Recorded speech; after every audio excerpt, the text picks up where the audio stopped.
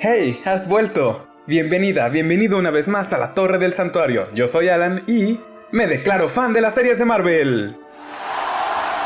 Gracias, pero tuve un problema con la serie de Loki. Esperen, lo puedo explicar. Antes de que le prendan fuego el video, déjenme explicarles. Para todo existe un ritmo y un modo, y el capítulo 3, sin entrar en spoilers, fue una bomba que rompió con el ritmo que la serie llevaba. En serio, el capítulo 2 terminó tan emocionante, y el 3 fue tan repentinamente tranquilo, que sentí que estaba viendo una serie completamente diferente. Pero para evitar el hate, primero vamos con algo que esta serie hizo muy bien, pero que estuvo a nada de hacerlo mal: la exposición de la información. La exposición es básica en toda historia, no importando si estás escribiendo una novela, un cuento o un comercial, o un video de YouTube. Pero en ninguno es tan importante la atención en cómo darle la información a la audiencia que en el guión de una película o una serie. Es curioso que muchos olviden que la parte más importante de los medios audiovisuales es el hecho de que son audiovisuales. Uno no simplemente pone a dos personajes a hablar en una habitación sobre la vida sin otra razón de ser que arrojar la mayor cantidad de información posible a la audiencia.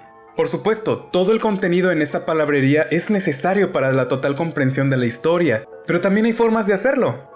Puede ser a través de acciones, añadir movimiento, emociones, una sensación de urgencia o de que la información fue, de hecho, requerida por la audiencia. Sobre todo este último, no existe la peor exposición de información en una película que aquella que la audiencia no pidió y no tiene interés en saber.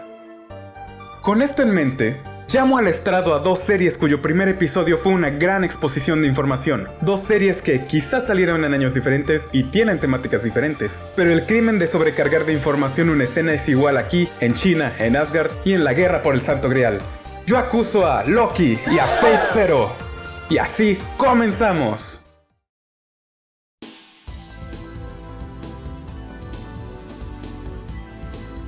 De acuerdo, para aclarar, también soy muy fan de la saga de Fate. Como escritor, una de mis primeras tareas fue ejercitar el diálogo entre personajes de diferentes ideologías, por lo que nuestro profesor nos dio 3 personajes históricos de diferentes épocas y nos encargó ponerlos en una mesa a dialogar sobre su opinión sobre el mundo actual. La historia de Fate es muy parecida a ese concepto. 7 espíritus heroicos de diversas culturas y épocas conviviendo en la actualidad y compitiendo por un tesoro divino. Es materia prima para todo tipo de tramas. Pero cada que se lo recomiendo a alguien no puedo evitar dar esta advertencia. El primer capítulo es muy largo y tiene un segmento eterno de 2 personas dando vueltas mientras platican sobre las reglas de la competencia. Y no es exageración, 2 personajes pasan casi 10 minutos dando vueltas alrededor de un tercero, regando toda la información de la guerra por el Santo Grial, y ni siquiera lo dicen tan emocionados. Muchos son los que han salido despavoridos después de ver esta escena, temiendo que el resto de la serie sea igual de monótona.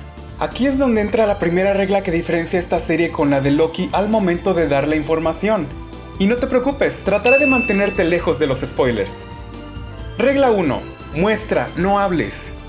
Si algo hizo bien el primer capítulo de Loki fue mostrarnos de una forma más dinámica las reglas de la TVA. En primera, lo descubrimos a través de nuestro personaje principal. Ni él ni nosotros tenemos idea de qué es lo que está pasando, pero tiene un aire misterioso e interesante. Inicia la sed por información, que avanza mientras Loki pasa por un incómodo proceso burocrático. Y todos nos identificamos con la frustración porque hemos pasado por eso. Y todo culmina con un video informativo por parte de Miss Minute, donde la mayoría de nuestras dudas son aclaradas de una forma más didáctica, como esos videos de la escuela con dibujos animados llamativos. La información fue presentada de manera casi activa. No hubo 2 personas hablando en una mesa por casi 10 minutos, aún, sino que lentamente descubrimos el nuevo problema, las reglas que siguen estos nuevos personajes y lo más importante, casi desde el inicio la audiencia estaba inquieta por saber por qué estaba pasando todo esto.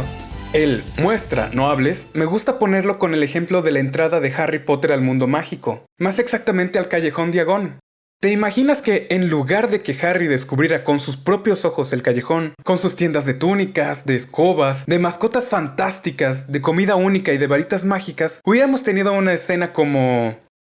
Ah, sí, Harry, los magos son muy interesantes. Viajan en escobas, tienen un deporte que juegan con ellas, sí, y visten ropas de colores. Algunos tienen sombreros de punta, comen platillos mágicos y dulces de colores, que a veces son mágicos. Y también tienen mascotas como lechuzas y ratas, y murciélagos y sapos, y también usan varitas mágicas para conjurar hechizos. Aunque no te preocupes, tú no vas a lanzar uno solo en esta primera película. Y tienen un banco blanco y retorcido con duendes y montañas rusas y monedas de 3 denominaciones que posiblemente no tengas que aprenderte, porque en tu bóveda hay un montón de dinero que tus padres te dejaron, por lo que el dinero no es problema.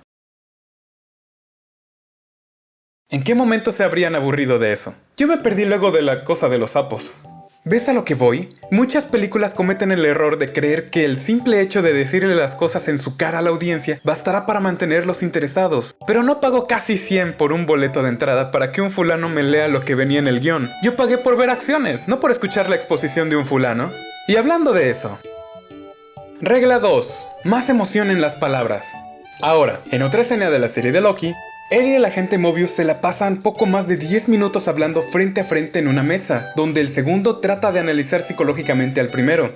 Es aquí donde la serie empieza a pecar de mal manejo de la exposición. De pronto empieza a sentirse lenta una trama que empezó con un ritmo muy interesante. Se detiene el movimiento y nos sentamos a platicar.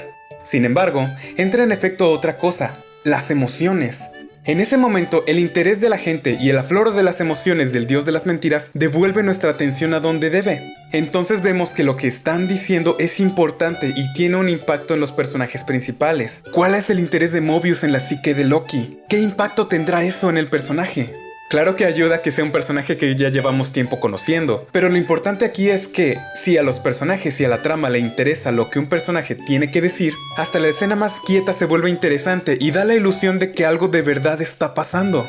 Y para aclarar, no solo tiene que ser algo emocional o conmovedor, puede tratarse de un momento de tensión. Hay un sentimiento de urgencia en el aire, y la audiencia pide a gritos la información que se está revelando en la mesa.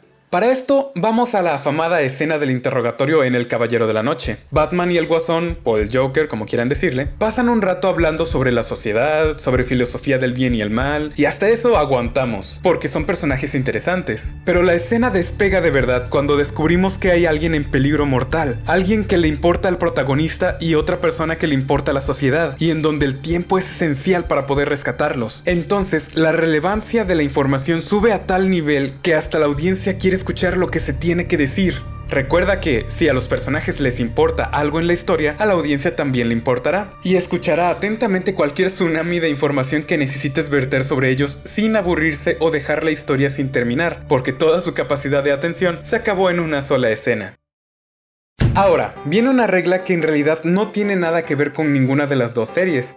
Pero no me perdonaría si hoy estamos hablando de exposición de información y mañana me muero sin antes dejarles este mensaje grabado a alguien que tiene interés en escribir guiones. Ahora, repite después de mí. Juro solemnemente que jamás empezaré una escena de exposición con "como todos saben".